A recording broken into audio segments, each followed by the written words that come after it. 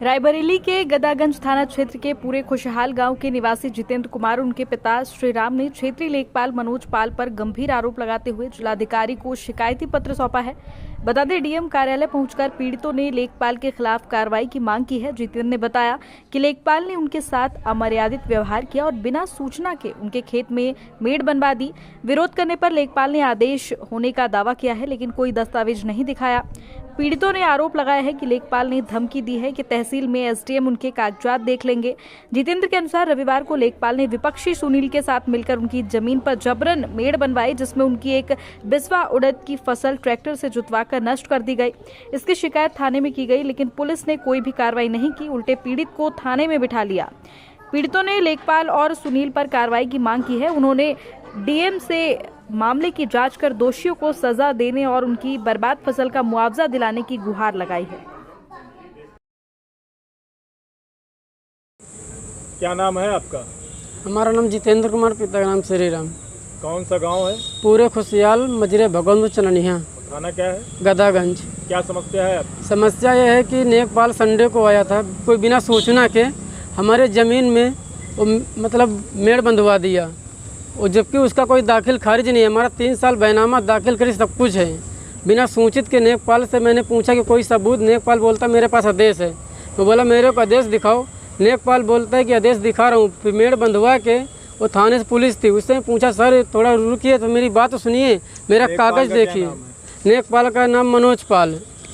फिर लेखपाल से पूछा सर मेरी कागज़ पहले देख लीजिए। लेखपाल ने कुछ भी नहीं सुना। उसके बाद बोला कि जो कुछ करना है तहसील में आइए, आप एसडीएम अच्छी तरह से दिखाएंगे। मैं बोला सर ये अनर्गल हो रहा है, आप इस तरह से संडे के दिन बिना सूचित के मेड़ नहीं बंधवा सकते। फिर उसके दूसरे दिन, उसी दिन मैं शाम को थाने गया एप्लीकेशन लेके। मेरा एप्लीकेशन फेंक दिया गया, थाने में नहीं लिया गया। उसके बाद मेरे को जबरन थाने में बैठा लिया गया। कौन सा थाने में दिए थे? थाना गदागंज। और उसके बाद फिर दूसरे दिन थाने से आया, थाने में बोला शाम को कि आप जाइए, उसमें कुछ नहीं होगा, जो मेड़ बंद गए मेड़ बंदी रहेगी। कौन बोला? थाने में कोतवाली बोला। कौन बोला? नाम पता है कुछ? नाम नहीं मालूम।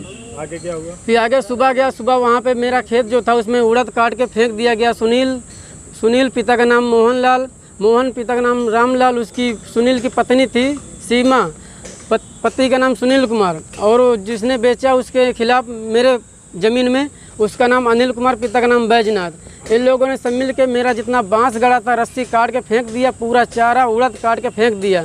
और उसके बाद उसमें बोद के उसके बाद में थाने किया। पहले मैं उसको 112 को कॉल किया, और 112 को कॉल किया, पुलिस आई, गांव के बाहर खड़ी थी। जब तक फसल नष्ट नहीं हो गई तब तक 112 नंबर नहीं आई। उसके बाद आई है, फिर मेरे पिता को फिर बैठा। कितनी फसल थी? 1 बिस्वा, पूरी बर्बाद कर दिया। उसके बाद फिर दोबारा बुलाया। किसने बर्बाद कर दिया? सुनील कुमार, पिता का नाम मोहनलाल, अनिल कुमार, पिता का नाम बैजनाथ, और सीमा, पति का नाम सुनील। इन लोगों ने अच्छी तरह नष्ट किया। शिकायत किया फिर कहीं? मैं 112 को कॉल किया, पुलिस आई, गांव के बाहर खड़ी थी। जब उसके दोनों से संपर्क हो रहा था, जब पूरा फसल नष्ट हो गया, उसके बाद पुलिस आई। फिर दोबारा पुलिस रुका के गई। थोड़ी देर बाद वो लोग फिर पैरा उसमें फेंकना शुरू करे छप्पर छाने के लिए। तब तक फिर पुलिस को मैं बुलाया 112 नंबर को। मेरे पिता को ज़बरदस्ती बैठा ले गए थाने में। दोपहर के बाद छोड़ा कि नहीं था, तहसील में कोई कार्य न कर सके। उसके बाद फिर शाम को फिर मैं गया, पिता को छुड़ा के लाया। तो उसके बाद बोला क्या चाहते हैं आप? हम चाहते हैं हमारा 3 साल का बैनामा दाखिल खारिज है, जो हमारा ज़मीन है हमको मिलना चाहिए। और हमारे घर में शादी है, शादी देख के लेखपाल ज़बरदस्ती ये काम किया सब। आज आप कहाँ आए हैं? आज हम रायबरेली आए थे। रायबरेली में कहाँ आए?